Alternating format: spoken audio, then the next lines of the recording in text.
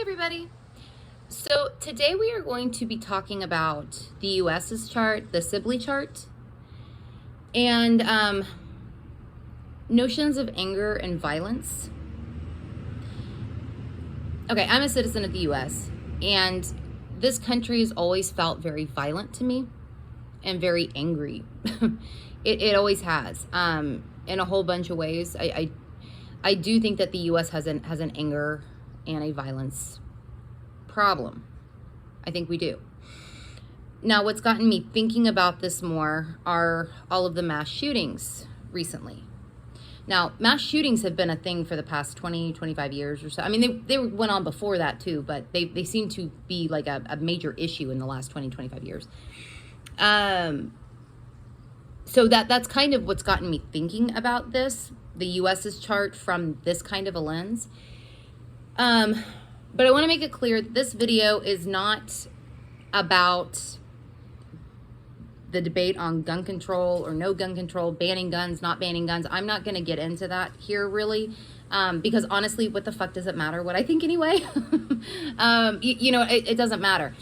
But that whole thing, and what does appear to be a violence and an anger problem here in the US is kind of what got me thinking about looking at the US's chart from this lens. Why is this? Also, I do think that there is a mental health issue in this country. Now, that's not to say that there's not a mental health issue in other countries. That's not to say that there's not an anger or a violence issue in other countries. I'm certainly not saying this is unique to the US. But the US does appear to have an issue with it, like a major issue with it. And okay, I won't get into that just yet. So when you look at things like anger and violence, you want to look at Mars. I mean, Mars is a lot of things, but anger, aggression, impulse, violence, war, all fall under the domain of Mars. This is the US's chart. I will post a link to a picture of this in the description box. In the US's chart, you can see that Mars is in Gemini at 21 degrees in the 7th house.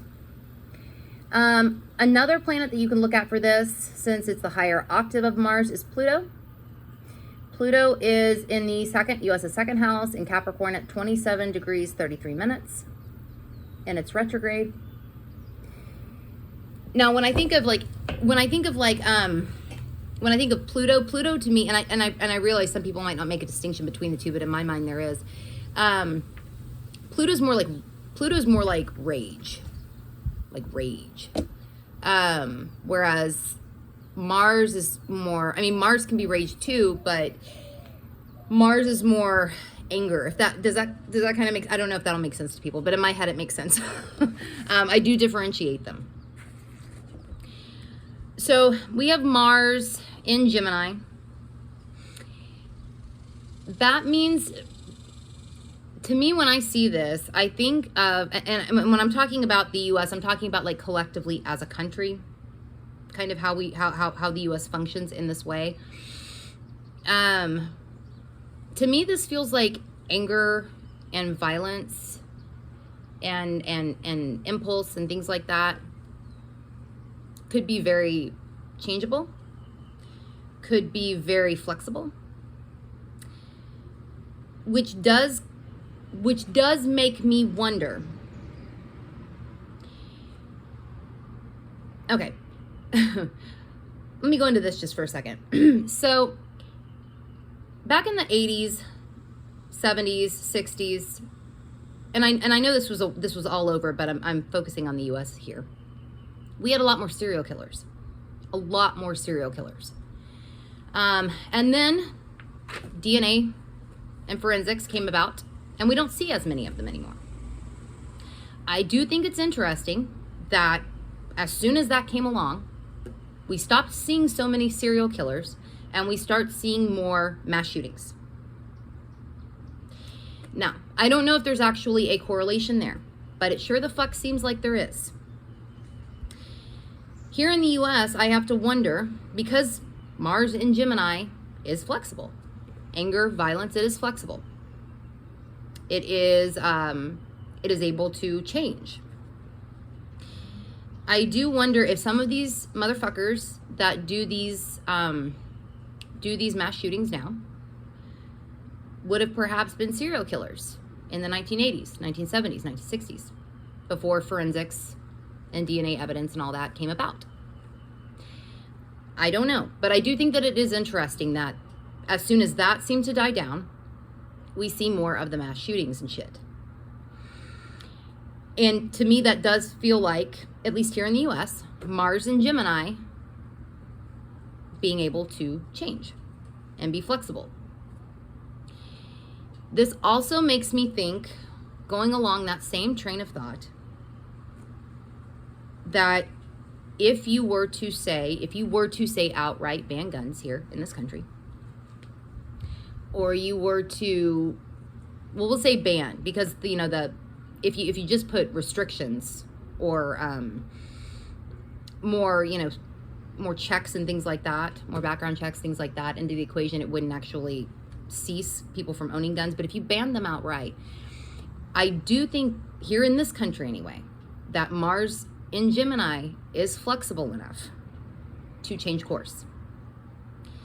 And I think it's flexible enough here to where you would see more stabbings, you would, like mass stabbings, you would see more bombs, you would see more shit like this happen. Now, I don't know if that would, again, be the case and everywhere, right? All over the world. I don't know. I haven't looked at the charts of all the different countries in the world. But I do think it would be the case here. I'm not sure that, to me, the real issue feels like an anger issue, a violence issue, and a mental health issue.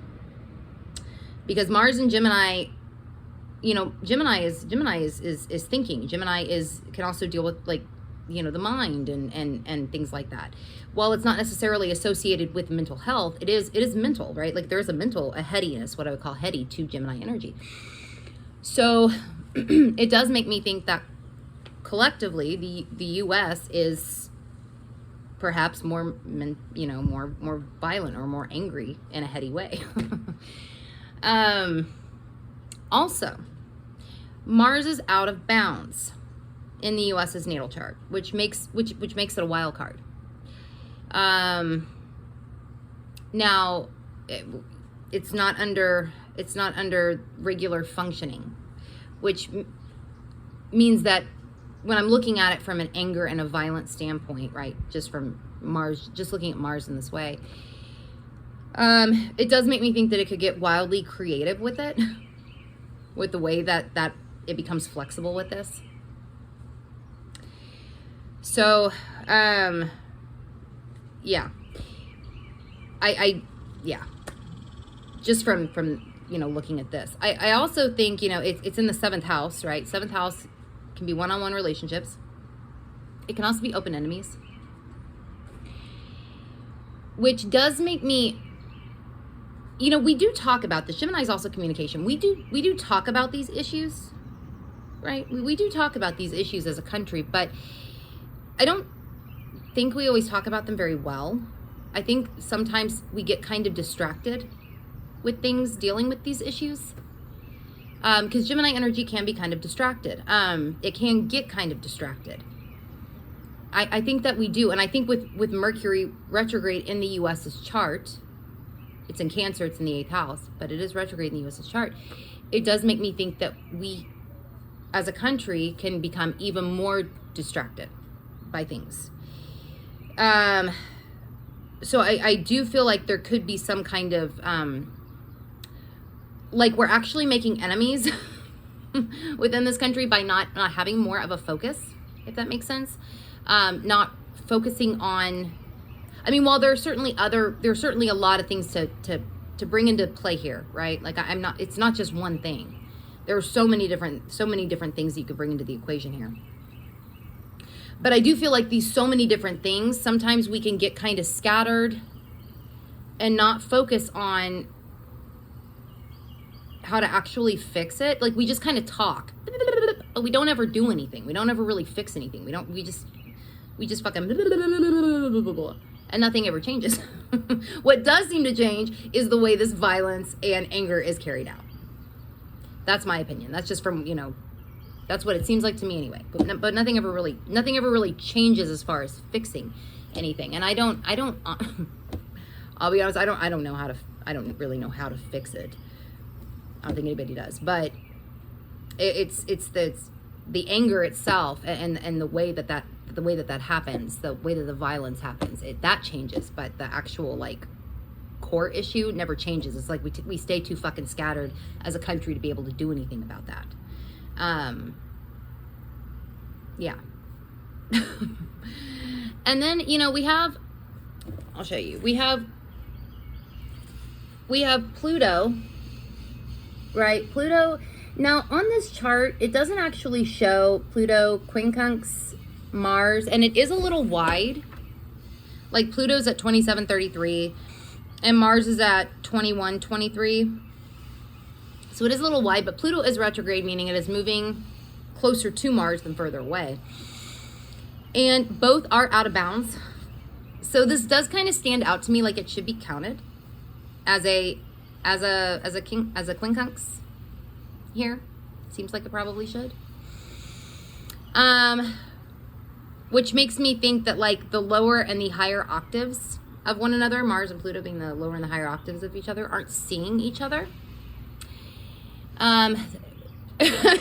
Which feels really difficult.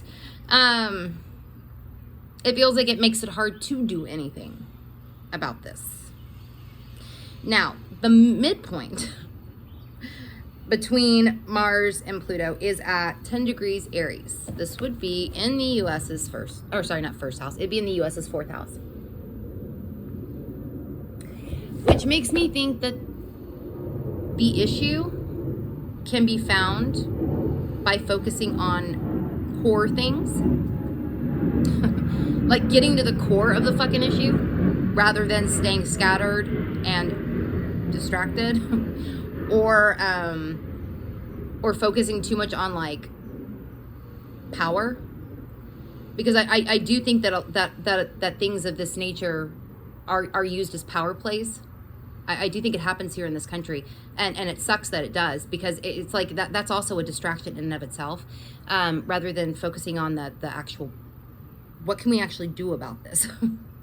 What can we actually do about this? In my opinion, from the midpoint, we can focus on the fucking core issues, since this is going on in the fourth house, the root cause, which in Aries does feel kind of violent or angry, or it could manifest other ways too. But to me, that's what this feels like, and figuring out what to do about that specific thing. Now, another thing, the U.S. has its. This is one way you could look at this. The U.S. has its North Node in the 8th house in Leo. This does, the 8th house is a lot of things, but it is like a psychological place. I do think that there probably is something to be said about something the U.S. wanted to figure out or move towards understanding better while it's a country, right? And I say while it's a country because eventually all countries change hands, right? Eventually they do. But it does seem like something the U.S. wanted to move into was perhaps understanding the psychology of the country, understanding things of this nature. That's how it feels to me. The North Node in the U.S.'s North Node in the 8th house could also deal with so many other things, but this does seem like this is something that just across the board, the U.S. should try to move into understanding better, to shine a light on within itself, because we have the North Node in Leo. Really, with this going on, it almost feels like we should be leading the way in like psychology and like things of that nature, and we're not. We're not doing that, and I think it's because we're not always so focused on this country. Sometimes I think we're too focused on other things. Sometimes that should be the case, but I you know what I mean. If you live here, you probably know what I mean. But yeah, the psychology, shining a light on psychology, on the psychology of the country does seem important here. Though again, the North Node in the 8th house could go a lot of different ways. I think also, you know, we also have Neptune squaring Mars. Neptune is in the 9th house, intercepted in Virgo, and Mars is obviously in Gemini in the 7th, and they square one another. And you know, Neptune can be like creative, and it can be like it can be creative, it can be spiritual. It can also be illusions and delusions, and to me, intercepted with Leo on the cusp, on the cusp of the ninth house, I almost feel like there are delusions about the country's beliefs. There are illusions about the country's beliefs. It does feel that way to me. Like we're not discerning or realistic enough with them, since Virgo's intercepted. And I do think that this probably is one of the things that causes problems, one of the tension points with Mars, with being square to Mars, especially being able to like stay focused, because Virgo intercepted, Virgo is focused, so that's intercepted, so that makes that focus harder, not impossible, but harder. And in being able to communicate these things.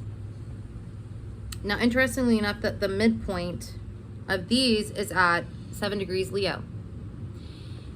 The North Node is at 636 Leo.